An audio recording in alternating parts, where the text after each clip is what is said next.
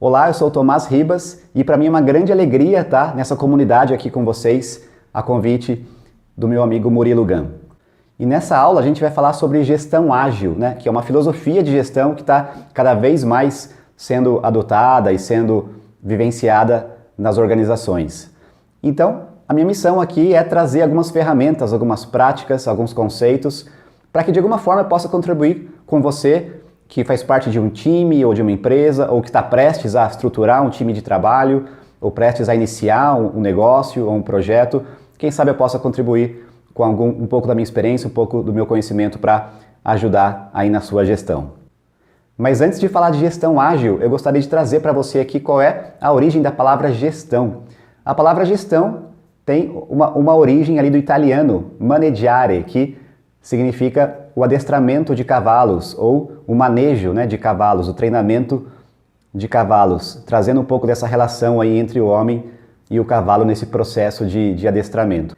Aí, anos depois, os ingleses passaram a usar essa palavra, na sua versão inglesa do manage, ou gestão, e para os ingleses eles usavam essa palavra na organização, na gestão dos exércitos, O manager, o gerente, era aquela pessoa que organizava ali os navios durante aquele procedimento de guerra. E aí, se a gente andar mais um pouco na história e for olhar aí para 100 anos atrás, a palavra gestão, ela teve ali um outro momento muito especial, que foi a Revolução Industrial. 1910 e 1920, onde surgiu ali a palavra gestão científica, Nomes como o Frederick Taylor, o Henry Ford, foram pessoas que ajudaram a trazer conceitos de gestão que aumentou a produção das fábricas na época a um patamar que nunca antes tinham conseguido. Eles trouxeram controles, trouxeram metrificações, trouxeram a especialização do trabalho. Foi um grande avanço realmente, mas como todo avanço teve o lado sombrio também. O Frederick Taylor, naquele momento, ele falava que ele não sabia por que os operários dele tinham cabeças, porque ele só precisava dos braços dele. Então, ao mesmo tempo que foi uma evolução científica na gestão, trouxe esse lado não humano para aquelas empresas naquele momento. Então, o fato é que as nossas empresas hoje, muitas delas, infelizmente, ainda trazem princípios e crenças de gestão do século passado, muito inspirado na Revolução Industrial.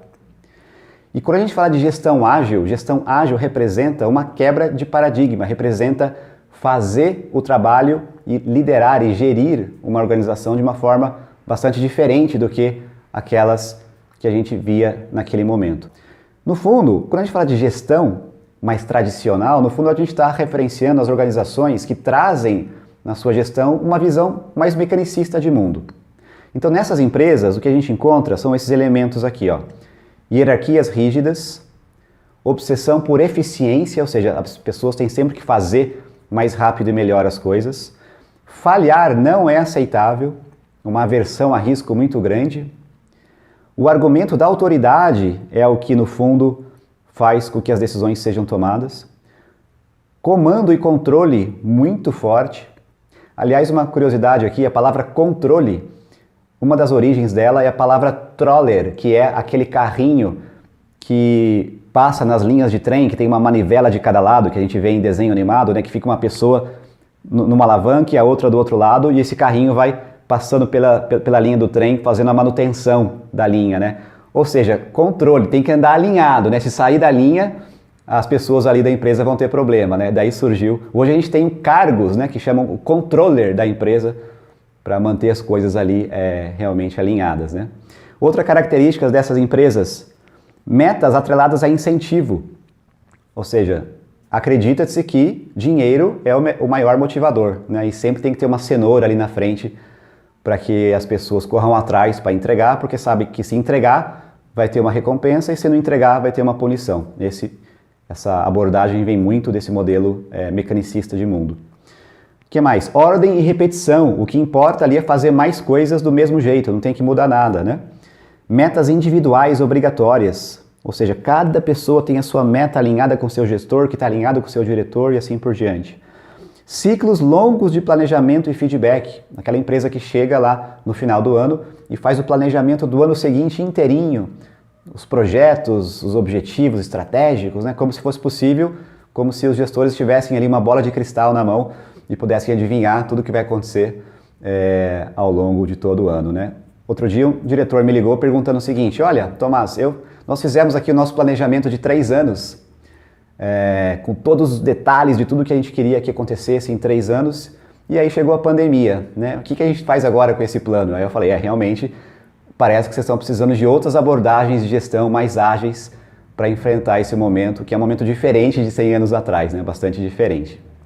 Outra característica, times tarefeiros, né? Os times ali estão ali para entregar tarefas, entregar projetos, no fundo sem saber muito bem por que eles fazem aquilo, sem saber muito bem qual é o impacto real que eles vão gerar nos clientes ou no negócio. E outra característica forte também são os silos organizacionais. Aquela empresa onde tem os departamentos como verdadeiras caixinhas, onde as pessoas não se conversam, cada um tem as suas metas próprias, cada um tem os seus processos próprios, e quando chega um projeto ou uma iniciativa que vai requerer, que vai precisar colaboração entre as áreas, essa empresa tem problema, porque os silos quase que impedem que as pessoas compartilhem metas ou se conversem diante de um projeto.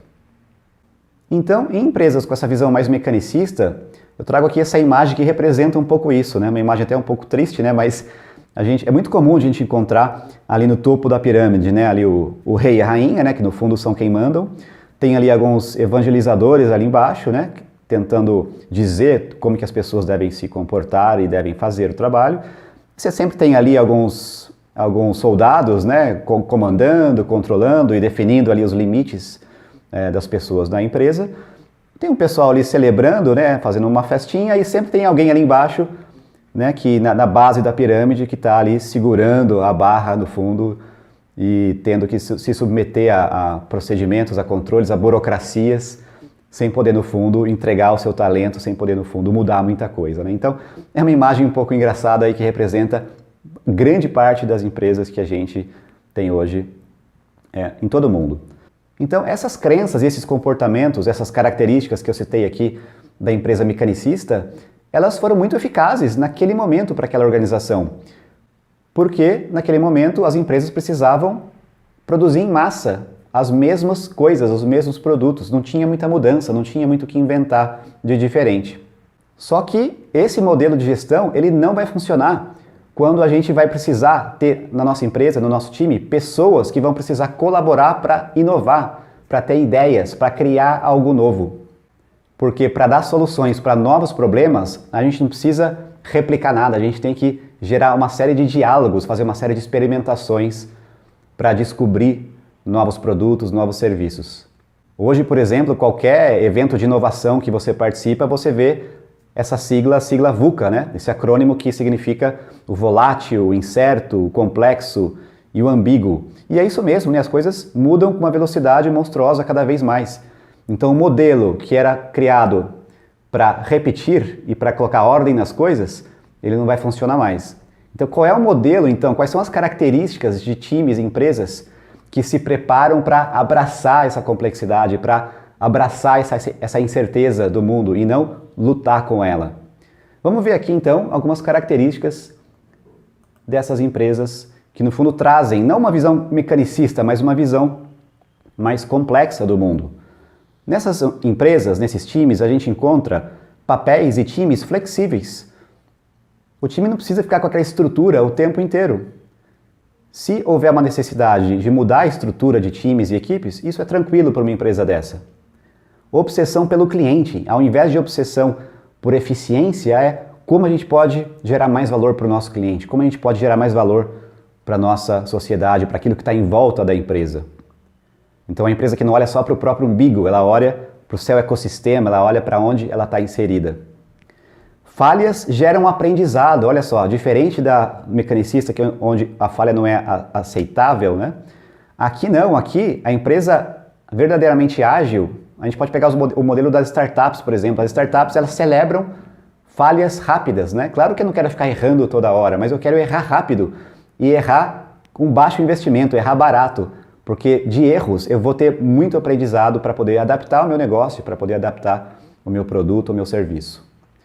Times com autonomia, se reconhece aqui que quando eu dou autonomia, quando eu descentralizo decisões na minha empresa e nos meus times, isso gera mais resultado, as pessoas vão estar mais engajadas, mais conectadas com o propósito e vão efetivamente conseguir entregar o seu melhor para fazer aquele trabalho bem feito. Experimentação, né? A empresa que experimenta coisas novas, sem grandes medos de errar. Metas compartilhadas, né? Então ao invés de todo mundo ter meta individual, que na verdade é um tiro no pé aí da colaboração, né? Como que a gente pode então definir metas que envolvem diferentes áreas para a gente trabalhar juntos rumo ao mesmo objetivo? Feedback frequente não só o processo de feedback dos colaboradores, né, dos líderes para os liderados, mas o feedback dos próprios produtos. O fato de você lançar um produto rápido no mercado, coletar feedback dos clientes, lançar produtos mais enxutos, e aí entra o conceito de MVP, né, que é o mínimo produto viável que você pode lançar para testar a sua hipótese de negócio, para testar se aquele produto ou serviço realmente tem um fit ali com algum nicho de mercado. Colaboração, né, como eu comentei já um pouco, times buscam essa colaboração porque sabem que as metas no fundo são compartilhadas. Então qual é a melhor maneira da gente colaborar aqui dentro do time? Essa conversa sempre existe numa empresa dessa. E ciclos curtos de planejamento, né? Então nada de planejar meses, muitos meses, anos pela frente. Tipicamente as empresas adotam ciclos mais curtos, 3 meses, às vezes até menos que isso, diante de tanta mudança que acontece ali naquele mercado. Claro que a empresa tem um horizonte um pouco maior, um pouco mais macro, talvez de 1 ano, 2, mas é mais no nível estratégico, mais na visão, né, daquela empresa. Mas realmente os objetivos que eu quero conquistar a mais curto prazo, que projetos, que tarefas eu vou fazer, o ciclo é menor justamente para poder absorver essa variabilidade que existe dentro daquele mercado. Então essas são algumas das características que a gente observa em equipes ágeis, né? E você pode estar perguntando, e os gerentes, né? Porque numa empresa com uma visão mais mecanicista, é muito clara a posição de um gerente. Ele diz o que tem que fazer, ele define as fronteiras, ele define como o trabalho tem que ser feito, ele controla, ele comanda. E numa empresa ágil? Na minha visão, numa empresa ágil, a gente não tem que mandar embora os gerentes, né? Só que talvez eles assumam um novo papel, um papel mais de facilitador, um papel... Eu uso muito a metáfora do jardineiro, né? Num jardim, o que o jardineiro faz no fundo? Ele cuida do jardim para ele dar frutos, tá? Então ele aduba as plantas, ele tira umas folhas secas, ele muda as plantas de lugar, ele regula aonde que as plantas estão tomando sol, a posição delas, né? Ele coloca uma planta mais próxima da outra que combina mais. Então, esse no fundo é o trabalho do gestor moderno, né? O gestor que vai olhar para o sistema onde ele está inserido, o jardim dele, e vai ver quais ajustes, quais melhorias ele pode fomentar junto com o time para que aquele jardim dê frutos melhores. Então, nessa abordagem mais ágil, a gente fala que gestão é muito importante para ficar só na mão de gerentes. Gestão é muito importante para ficar só com gerente. Todo profissional que trabalha numa organização ágil, ele é responsável por gerenciar o seu trabalho, por ajudar na gestão do trabalho. Gestão não é uma pessoa, gestão não é uma função, é um verbo.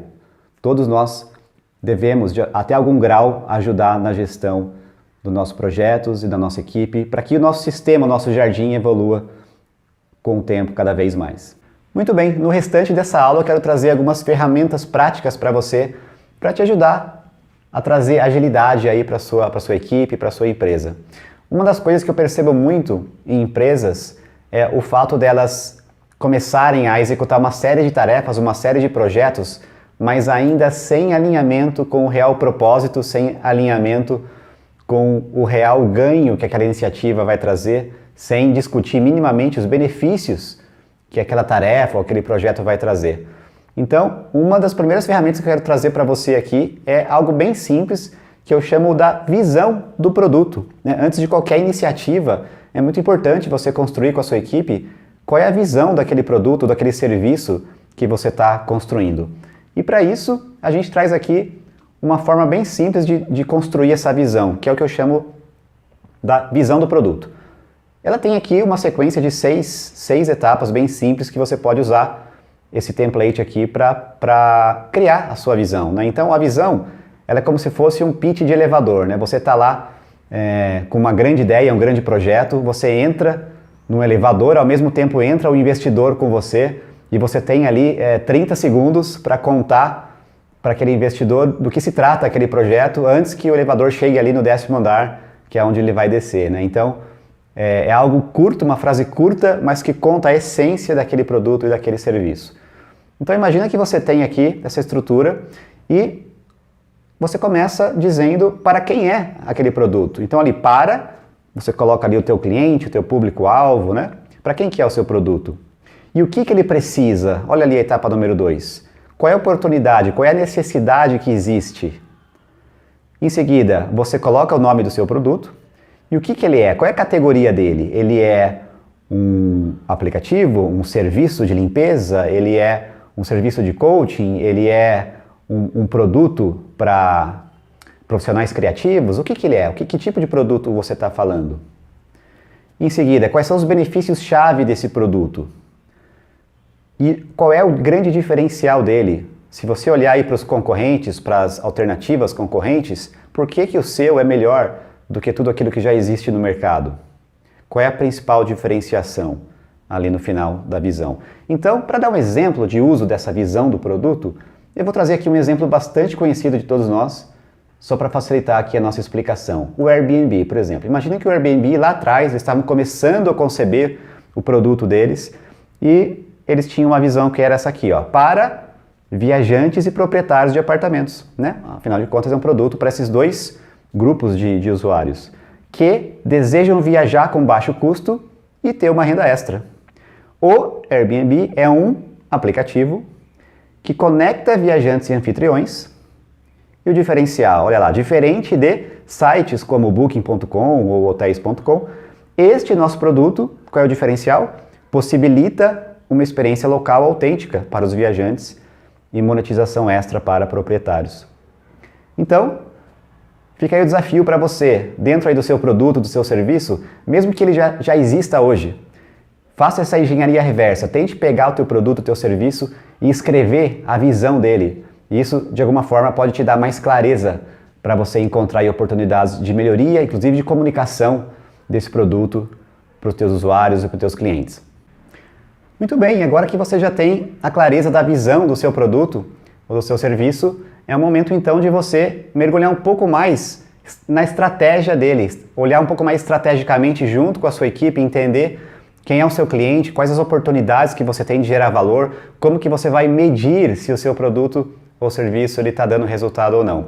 E para isso eu gostaria de trazer para você aqui uma das minhas ferramentas preferidas também, que eu sempre uso, que é o chamado Canvas da Oportunidade, o Opportunity Canvas, que foi criado pelo Jeff Patton, um dos meus mentores de gestão de produtos. Esse Canvas tem uma certa semelhança com o Business Model Canvas, que talvez você já deva ter ouvido falar. Eu vou deixar o link desses Canvases todos aqui embaixo para você. E esse Canvas ele tem essa cara aqui, né? São áreas que você vai gerando diálogo com a sua equipe, justamente para ganhar mais clareza aí da sua oportunidade, da sua iniciativa. Então, do lado esquerdo do Canvas, que eu pintei aqui em vermelho, são blocos relacionados mais ao problema, ao cliente, ao desafio.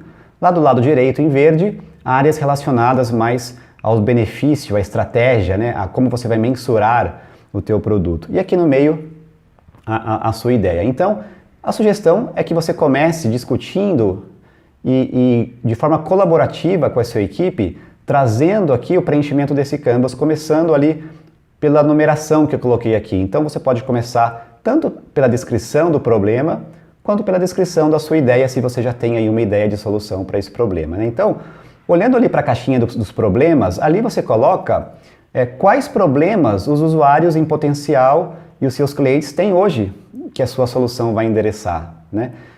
Então, por exemplo, se a gente for olhar lá para o nosso exemplo do Airbnb, quais os problemas que eles tinham identificado, né? Olha lá, dificuldade de achar hospedagem em conta, no caso dos viajantes, né? E os proprietários, a dificuldade para monetizar os quartos que eles não utilizavam, por exemplo. Coloco ali, posso usar esse Canvas numa ferramenta online que simula aqui os post-its, ou mesmo com post-its físicos, se você está trabalhando junto com as pessoas. E as ideias de soluções, né? Aqui você vai listar ideias de produtos e serviços ou melhorias que resolvam um problema para o seu público-alvo. Então, no caso aqui do Airbnb, por exemplo, A ideia de solução que eles tinham é um serviço online onde clientes podem alugar um quarto no local e proprietários podem ter uma renda extra alugando espaços por diárias. Tá aqui a minha ideia que vai endereçar, acredito eu, tenho a hipótese, né, que essa ideia pode endereçar esses problemas aqui. Veja, esse Canvas, ele vai ajudar nisso, ele vai ajudar a dar mais clareza de que hipótese você tem de geração de valor para o teu cliente. Se eu for aqui para o número 2, no lado esquerdo, eu vou descrever agora aqui os clientes e usuários. Ou seja, aqui eu vou colocar quais tipos de usuários, quais tipos de clientes têm esse desafio que minha solução vai endereçar. No caso do Airbnb, nós temos aqui 2, né? Viajantes em busca de local adequado e preços baixos. E também nós temos as pessoas com opções de cômodos que desejam ser anfitriões e monetizar aí, os seus quartos. Se a gente for para o número 3 agora, ali a gente vai falar das soluções atuais. Ou seja, como os usuários lidam com esses problemas hoje. O que eles têm hoje no mercado para ajudar eles, né? No caso do Airbnb, na época os usuários tinham lá os sites, né? O Booking.com, por exemplo, ou Hotels.com, que era onde eles faziam as reservas. Navegando no Canvas, eu vou lá para o número 4, aqui embaixo, desafios de negócio, ou seja, qual problema é gerado para o seu negócio, né, quando o usuário tem um problema descrito? Ou quais desafios você vai enfrentar pela frente para validar essa hipótese aqui? No caso deles, o grande desafio deles naquele momento era definir a taxa de serviço, as regras, como que eles vão monetizar o Airbnb, né? E também o esforço para validar essa hipótese de negócio, que era algo extremamente novo naquele momento. Se eu for agora aqui para o lado direito do Canvas, eu vou olhar os benefícios para o cliente, número 5. Então, o que é essa caixinha aqui? Ou seja, se o seu público-alvo tem a solução, se ele tiver essa solução sua, como que eles vão poder fazer as coisas de maneira melhor, né? O que vai ser diferente na vida do teu cliente se ele tiver o teu produto? Como que isso vai beneficiar ele? No nosso exemplo aqui, o grande benefício é a experiência local autêntica para os viajantes e a monetização extra aí para os proprietários, né? No número 6, ali do lado direito, as métricas de usuário. Essas métricas vão te descrever quais comportamentos do usuário você vai poder medir para indicar que eles estão adotando, que eles estão usando, que eles estão valorizando a sua solução. Uma das partes mais importantes aqui do Canvas. Então, se a gente olhar no nosso exemplo, possíveis métricas aqui que eles usaram foram o NPS, né, que é aquela pesquisa que diz o quanto você recomendaria o teu produto para um amigo, a quantidade de reservas por usuário, a quantidade de visualizações de quartos ali no aplicativo, o churn, que é a taxa de abandono dos clientes, né? Será que eles estão usando uma vez e depois nunca mais usam e desinstalam o app e abandonam? São métricas importantes para você acompanhar. Número 7, aqui embaixo, a estratégia de adoção do seu produto. Como que os seus clientes e usuários vão descobrir e adotar a sua solução? No nosso exemplo aqui, seriam, por exemplo, indicações, recomendações, ou o próprio marketing online e offline, né? São maneiras aí de adoção, para o meu produto ficar conhecido no mercado. Número 8, ali embaixo, quais as suas métricas? Como é que você vai medir que o teu produto está gerando benefício para o seu negócio? Quais métricas de desempenho de negócio você vai ter afetado por conta do sucesso dessa sua solução, né? Então, por exemplo, quantidades de clientes ativos é algo importante de você medir, isso gera impacto para o negócio, é receita, né? Quantidade de clientes ativos por dia, por mês. Aqui podem entrar alguns indicadores financeiros também, como a receita líquida e por aí vai. E eu fecho aqui na caixinha do orçamento, ou seja, quanto de dinheiro e tempo, né, você orçaria aí para construir, para descobrir, para refinar essa sua solução. Eu posso pôr aqui o valor do meu orçamento ou do meu investimento, ou posso descrever aqui os principais itens de custo, como hospedagem, desenvolvimento, marketing, as fotos que eles tinham que tirar naquele momento, né? Então, esse Canvas ele vai ajudar você a, primeiro, gerar diálogo com a sua equipe em torno do desafio de negócio, trazer o contexto de negócio e não só ficar fissurado em tarefas e entregas de projetos, né? trazer algumas métricas, alguns indicadores importantes que vão te ajudar a medir o seu negócio e medir o comportamento do teu usuário no seu produto. E principalmente, ter um pouco mais de clareza se essa sua ideia realmente vai gerar valor para o seu cliente. E o que pode acontecer após um exercício desse é você falar, ok, fiz o exercício aqui e parece que não vou gerar nenhum valor e eu vou descartar essa minha ideia, vou buscar uma outra ideia de negócio para ver se ela é um pouco mais viável, se ela vai gerar mais valor. Enfim, uma ferramenta muito rica que você pode usar em colaboração com a sua equipe. Muito bom, agora que você já tem clareza da visão do seu produto, você já tem clareza da estratégia que você vai adotar, de como que você vai gerar valor para o seu usuário, para o seu cliente, está na hora então da gente começar a falar de definição de objetivos e metas. E aqui eu quero trazer de novo mais uma das minhas ferramentas preferidas de gestão, que é OKR. OKR é uma sigla que significa Objectives and Key Results, objetivos e resultados-chave. E quais são os benefícios de usar uma ferramenta dessa na sua empresa, na sua equipe? Os principais benefícios que o OKR traz é maior foco. Uma coisa que acontece muito numa empresa, ainda mais nos estágios iniciais ali, de uma startup, por exemplo, é ter muita ideia na mesa, né? Você tem ideia para tudo quanto é lado e a dificuldade de focar em algo para experimentar rápido, ela é muito difícil. Então o OKR vai ajudar nisso. Outra coisa que ele ajuda é na comunicação, no alinhamento entre as pessoas. Conforme o seu negócio cresce, conforme a empresa cresce, a dificuldade de escalar a comunicação ela é muito grande. Então o OKR ele vai deixar claro aonde que as pessoas precisam e devam focar nas próximas semanas, nos próximos meses.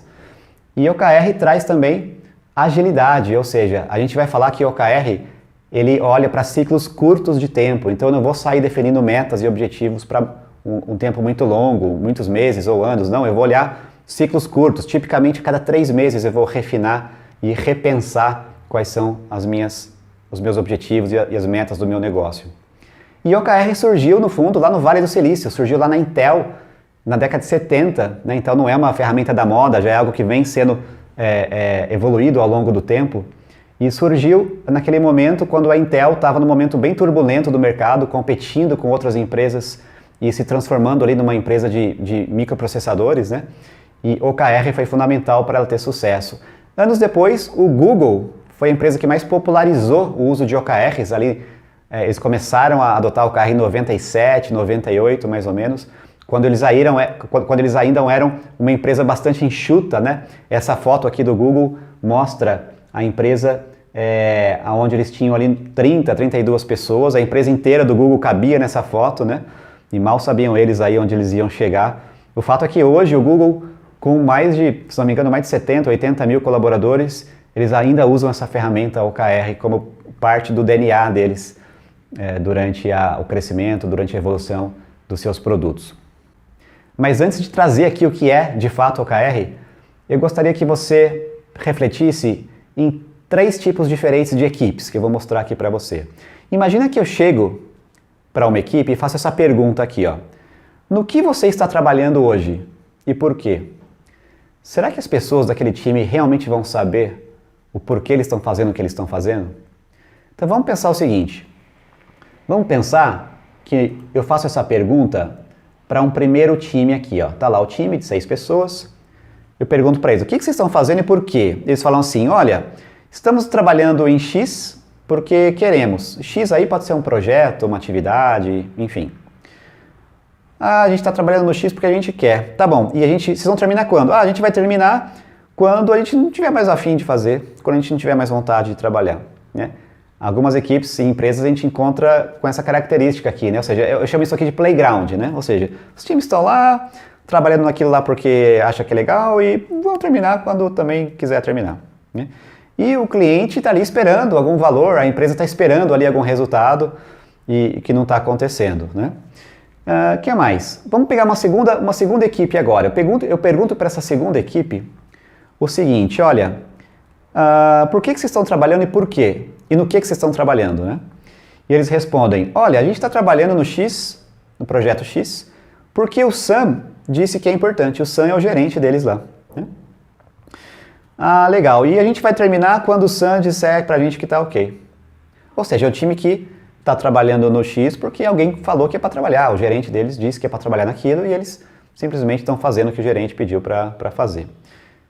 Muito bom, esse aqui são os times tarefeiros, né? Times que cumprem tarefas aí sem saber, no fundo, por que eles fazem o que eles fazem. Aí eu vou chegar para um terceiro time, pessoal, e vou perguntar a mesma pergunta, e eles vão falar o seguinte: olha, Tomás, nós aqui, no terceiro time, a gente está trabalhando no X, no projeto X, porque acreditamos que ele vai mover o Y, que é um número, ou um impacto, ou um benefício para o cliente. E esse Y, ele é importante para os nossos clientes por causa de Z. Eles sabem qual é o valor que eles vão gerar, eles sabem a importância para o negócio daquilo que eles estão fazendo. E eles continuam dizendo, olha lá embaixo, ó, que o X também é importante para o nosso negócio por causa de W. Eles entendem isso. E a gente vai terminar quando as métricas começarem a mudar. Olha que interessante. Então é um time que entende o negócio, entende o cliente e não está puramente cumprindo tarefa sem saber por que eles fazem o que eles fazem. Esse é um time que tipicamente está usando OKR. Então vamos continuar aqui e mergulhar nesse tema de OKR, que é o tema que surgiu e teve uma explosão de adoção lá no Vale do Silício, né? E hoje é uma ferramenta adotada por diversas empresas. Alguns dos meus clientes não são só de tecnologia, são clientes de outros setores de negócio também, que têm adotado OKR para ganhar justamente mais agilidade no seu modelo de gestão. Então, um resumo aqui do que é OKR, né? Como eu falei, uma sigla OKR. O O é o objetivo que diz para nós para onde a gente quer ir, né? O que a gente quer atingir. É uma descrição qualitativa, curta e aspiracional do que a gente deseja atingir.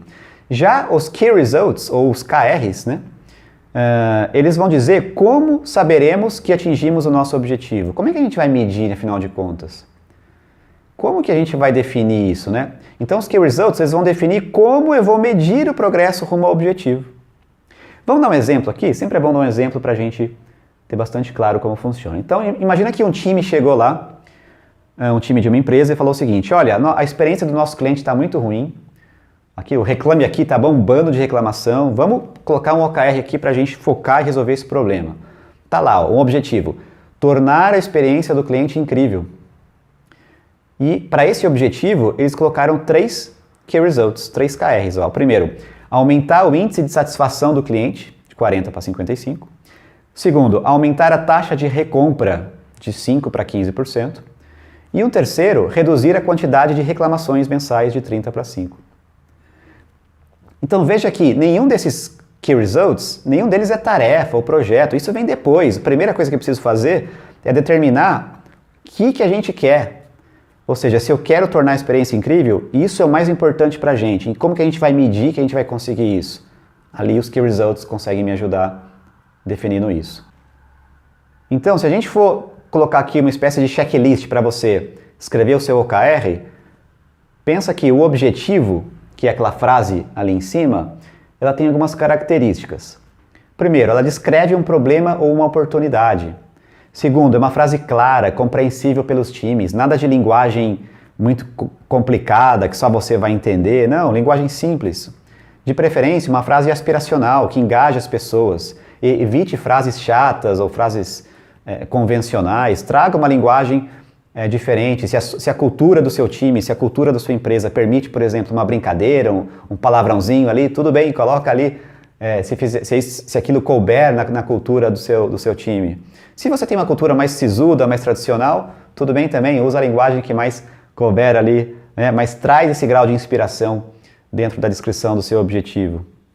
E se eu olhar aqui, por exemplo, um exemplo de um dos objetivos que o Google definiu lá em 2008, olha só, ali está em inglês, né? Então, ou seja, tornar a web tão rápida quanto folhear uma revista. Naquele momento, a internet era bem lenta ainda, né?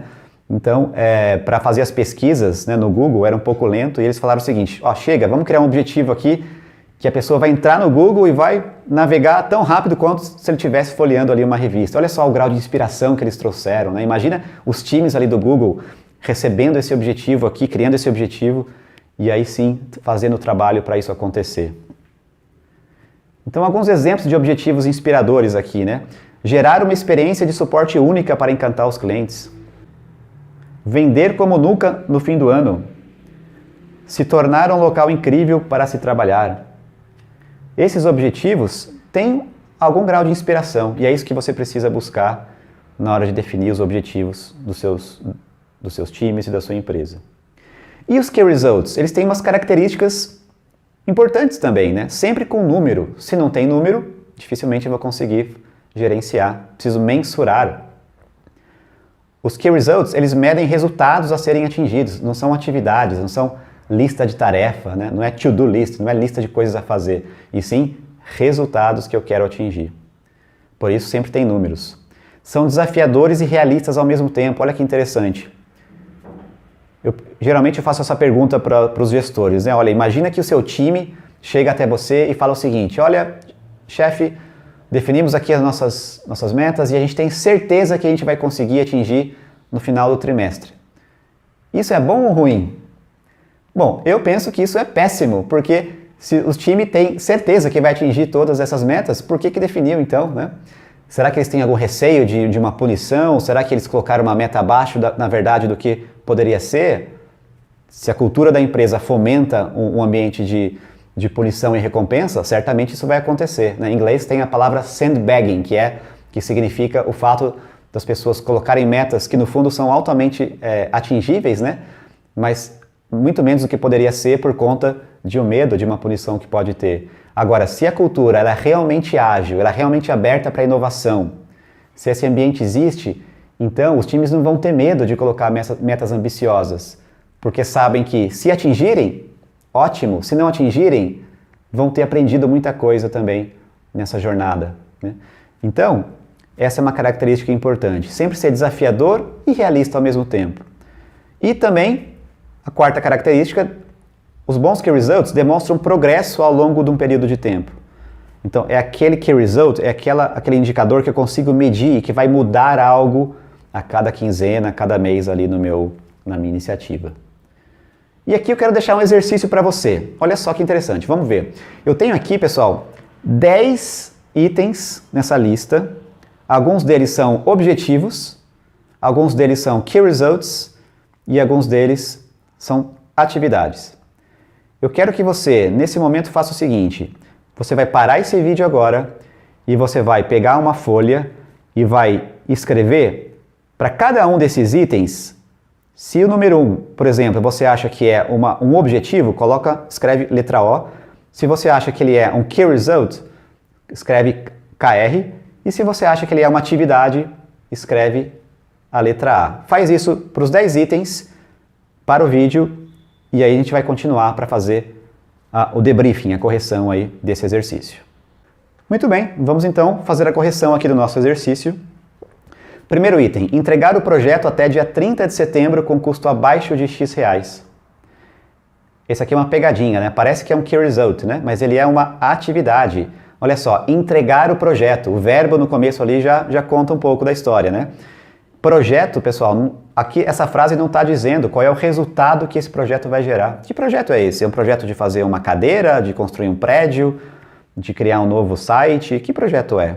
Só está dizendo aqui a data e o custo, né? Não me diz que benefício esse projeto vai gerar. Então é uma atividade. Número 2, reduzir a pegada de carbono de tanto para tanto. Esse é um bom Key Result, né? Está dizendo qual é o resultado, o benefício. Ali o X e Y, obviamente, teriam que ter números ali, né? Mas ele está, sim, descrito como um Key Result, ok? Número 3, finalizar o novo layout de 7 páginas do site. Isso aqui é uma pegadinha também, né? Tem um número ali, número 7. Ah, legal. Não, mas, finalizar o novo layout de 7 páginas, não está me dizendo também que valor está gerando, né? São 7 atividades, talvez, né?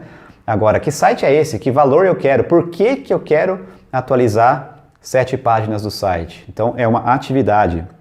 Número 4, acabar com a dor de cabeça na logística. Olha que interessante, né? Uma frase curta, inspiracional, e é um objetivo esse aqui, né? Não tem número, então realmente é uma boa descrição de um objetivo. Uma empresa que quer aí resolver os problemas lá na área da logística dela. Número 5, fazer 3 postagens no LinkedIn por semana. Parece um Key Result, né? Mas são atividades. Fazer postagem são atividades. Alguém vai sentar lá, elaborar a postagem e publicar, né? Um Key Result seria que resultado eu quero dessas postagens. Por exemplo, será que eu quero mais leads? Será que eu quero mais acessos no meu site? O que eu quero com isso? Aí sim seriam Key Results. Então, número 5 é uma atividade. Número 6, aumentar as vendas do produto X em 10%. Isso aqui claramente é um Key Result, está dizendo aí que resultado eu quero, no caso aqui, um resultado financeiro. Número 7, investir R$250 mil em 2 campanhas de marketing digital. Esse exemplo aqui eu já vi na internet como um Key Result, mas não, isso aqui é uma atividade. Gastar dinheiro não é resultado, né? Gastar dinheiro pode ser uma atividade, um projeto ali que você tem, né? Então, o Key Result seria o que eu quero dessa campanha. Eu quero leads, eu quero contatos, eu quero vendas, o que eu quero afinal de contas. Então, é uma atividade número 7. Número 8, atingir 8 mil usuários ativos no aplicativo. Um Key Result também, está gerando impacto, está dizendo que resultado eu quero para o meu app, né? Então, Key Result. Número 9, aumentar o índice de satisfação do suporte telefônico de 6,3 para 8. Imagina uma empresa ali que faz atendimento por telefone, eles querem que a satisfação desse atendimento aumente. Então, tipicamente aqui um Key Result, que vai gerar valor para o cliente. E o número 10, tornar a nossa marca conhecida globalmente. Esse é um objetivo. Qualitativo, curto, memorável, tipicamente sem números, né? E realmente descrevem aí que objetivo a empresa tem. Então, o mais importante, quando a gente adota o OKR, pessoal, é não confundir essas duas cestas aqui, ó. Uma coisa são OKRs, os resultados, os benefícios que você quer gerar para os seus clientes e para o seu negócio. A outra coisa são atividades, que ações você vai ter que fazer, que projetos, que tarefas. A galera de tecnologia lá usa as features, né? Que funcionalidades tem que ter no meu produto, coisas que eu vou fazer. Do lado esquerdo, que resultados, que objetivos eu quero. E quando você olha numa linha do tempo, você pode ter uma cadência como essa aqui, né? Muitas empresas, quando elas começam a crescer, elas têm sim uma cadência anual, que é um pouco mais estratégica, que vai dizer no nível mais da visão, da estratégia para o próximo ano, se é que ela consegue definir isso, né?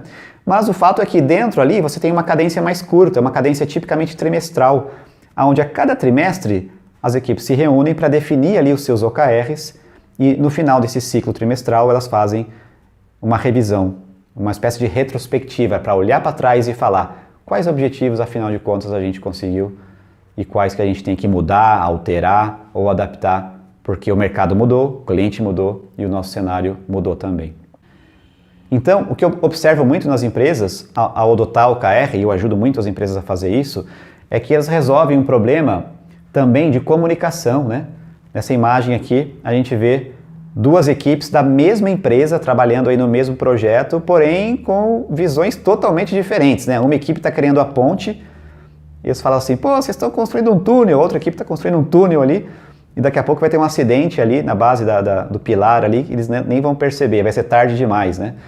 Então isso acontece direto em equipes e empresas, dessa falta de alinhamento, falta de senso de direção, né? E que às vezes é um grande desperdício para as organizações. Então, uma das propostas de OKR é ajudar as equipes a construírem juntas os seus OKRs, construírem juntas os seus objetivos e principalmente entre áreas. A coisa mais rica que tem na adoção de OKR é quando diferentes frentes de trabalho se reúnem para criar objetivos em comum, olhando que benefício vai ter para o cliente e que benefício vai ter para o negócio. Ótimo, agora então que você já tem os seus objetivos e os seus resultados chaves definidos, a próxima pergunta é, ok, como que eu me organizo para de fato executar as tarefas, executar os meus projetos? E aqui novamente eu quero trazer uma das minhas ferramentas preferidas, um dos meus métodos preferidos de gestão de atividades, de gestão do fluxo do trabalho, que é o Kanban. A palavra Kanban tem origem aí, né, do vocabulário japonês, que significa, no fundo, sinalização visual.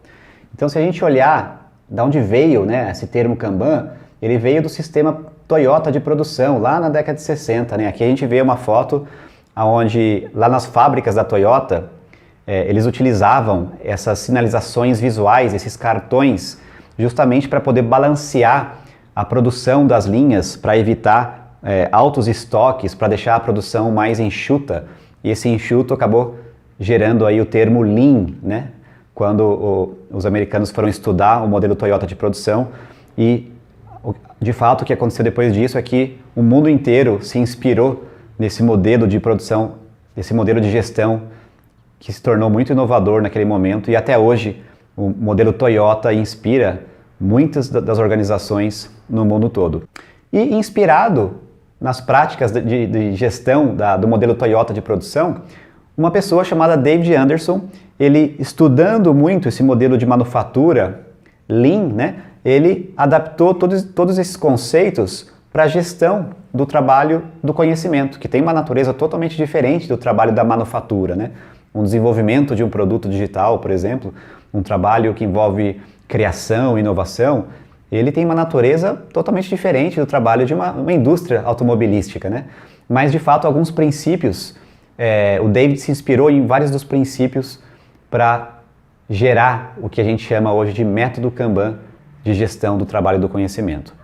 Certamente você já ouviu ou já utilizou algum quadro Kanban, né? Algumas ferramentas eletrônicas a gente encontra no mercado aí, como o Trello, o Gira, ou o Asana, ou tantas outras, né? Mas, de fato, poucos conhecem os princípios reais de um método Kanban. E é isso que eu quero trazer para você aqui. Como que eu trago esses conceitos de Kanban para me ajudar a organizar, ajudar a organizar as atividades da minha equipe. A primeira coisa que a gente tem que compreender quando a gente quer montar o nosso quadro Kanban é primeiro definir qual é o nosso fluxo de trabalho. E essa já é uma etapa que muita gente pula. As pessoas abrem lá uma ferramenta como o Trello, sai criando lá 3, 4 colunas, mas antes é importante eu discutir com a minha equipe qual é o nosso fluxo de trabalho. Eu, por exemplo, nos meus projetos pessoais, eu uso esse fluxo aqui, ó. Então, se eu olhar da direita para a esquerda, eu concluo o trabalho ali na etapa feito. Antes disso, antes de concluir, eu sempre faço uma revisão ou peço para alguém revisar. Antes disso, é o fazendo, a etapa que efetivamente eu estou ali com a mão na massa, executando as atividades. E aqui, as 3 primeiras colunas, eu chamo de etapas de priorização para mim. Então, o próximos é a etapa onde realmente eu estou prestes a começar aquela atividade. Antes dela, eu tenho uma etapa de coisas que eu vou fazer na próxima semana ou nessa semana. E a primeira coluna são coisas que não são tão urgentes, mas eu deixo ali porque em breve eu já sei que eu vou fazer. Então, se eu pegar esse fluxo de trabalho, ele serve para mim. Talvez não sirva para você. Talvez você tenha inserido num contexto, por exemplo, de um time de marketing, onde o fluxo aqui vai ser outro. Vai ser, por exemplo, planejar ou criar o conteúdo, ou fazer a revisão do conteúdo, depois publicar. Um outro time de desenvolvimento de software, por exemplo, vai ter um outro fluxo, como, por exemplo, análise, desenvolvimento, testes, preparação para subir em produção. Percebe? Então, cada natureza de trabalho, cada time vai ter o seu workflow, vai ter o seu fluxo de uma forma diferente. E essa é a primeira coisa que a gente deve mapear antes de sair montando o nosso quadro. Uma vez que eu tenho clareza do fluxo, legal, o que eu faço? Começo a visualizar o trabalho. E uma coisa importante quando você cria um quadro é popular ele com tudo que já está em andamento, para você ter clareza de onde estão os seus gargalos nesse momento. Então imagina que cada cartão desse aqui seja uma tarefa ou um projeto que eu estou executando, né? O projeto B já está feito e tipicamente acontece isso aqui quando eu crio o quadro pela primeira vez, né? Eu estou fazendo aqui uma série de coisas e eu nem estava me dando conta disso, né? Então é importante. Uma das principais práticas do Kanban, e um dos principais poderes de um quadro Kanban, chama-se visualização do trabalho. Eu não gerencio o que eu não visualizo. Se está tudo na minha cabeça, se está tudo em planilha, se está tudo em listinha, em aplicativo no celular, dificilmente eu vou conseguir fazer uma gestão visual como essa que eu tenho aqui no quadro Kanban. Um próximo passo dentro do seu quadro Kanban, um próximo princípio é você definir e limitar o seu trabalho em progresso. Aquela falsa sensação de que a gente consegue fazer muita coisa ao mesmo tempo, isso é mortal para a nossa produtividade. Então, nesse meu caso aqui, eu coloco um símbolo aqui, nessa etapa de fazendo, número 3, por exemplo. Eu sei que no máximo eu vou fazer 3 atividades simultâneas, eu não vou ficar puxando mais coisa para fazer. Então, com uma estrutura dessa, eu consigo visualizar o que está chegando de demanda para mim, mais urgente, o que eu posso esperar um pouco, o que está em revisão, o que eu já fiz na semana, e com isso eu faço uma gestão um pouco mais elaborada. Por que esses limites aqui são importantes? Porque sem ele eu vou cair na cilada de achar que eu estou sendo altamente produtivo, altamente paralelizando atividades, mas no fundo eu estou com várias atividades e todas elas andando a passo de tartaruga. Porque eu tenho que mudar de contexto muitas vezes, eu tenho que pingar de projeto em projeto muitas vezes, e essas mudanças de contexto, elas vão fazendo com que eu perca tempo no fundo. Então, provavelmente, será que não é melhor eu trabalhar em menos coisas simultâneas, mas de forma que essas coisas são entregues mais rápido? Isso geralmente acontece. Então, o que a gente quer com um fluxo desse, na verdade, é trazer um princípio que para mim é fundamental e mudou a minha vida quando eu comecei a adotar, que é esse princípio aqui de pare de começar e comece a terminar. Olha que forte isso, né? Muitas vezes a gente tem que parar de começar coisas, parar de abrir outras frentes e começar a terminar aquilo que a gente abriu. Ou eliminar, ou coloca lá na cesta de lixo aquele seu projeto, se você já sabe que ele não vai dar muito certo. E com isso eu consigo ter mais foco, menos coisas ao mesmo tempo, mas que vão ter mais velocidade. Então no quadro é muito importante você trabalhar com esse conceito de puxar o trabalho ao invés de empurrar o trabalho. Qual a diferença? Se eu empurro o trabalho, eu estou lotando a minha semana, lotando o meu time, lotando ali a minha quinzena com atividades, estou empurrando o trabalho. Puxar o trabalho é diferente, ou seja, liberou um espaço aqui no meu quadro. Lembra que eu falei que o limite no meu caso é 3? A hora que eu entrego alguma demanda, abre-se um espaço para entrar mais um lote de trabalho para mim. E dessa forma eu vou fazendo um trabalho puxado que vai me dando mais produtividade, mais vazão do que trabalhar de forma empurrada, dando aquela falsa sensação de paralelismo e de alta produtividade. Então, essas foram algumas das ferramentas, alguns dos princípios que eu adoto e que eu ajudo as empresas a adotarem para que elas se tornem organizações mais ágeis, times mais ágeis. Cada tema desse certamente merece um workshop à parte, né? Porque a gente conseguiria aprofundar muito em cada um deles, mas a ideia aqui foi dar uma rasante, trazer para você alguns princípios, algumas práticas, para que você possa agora então aprofundar conforme você ache necessário.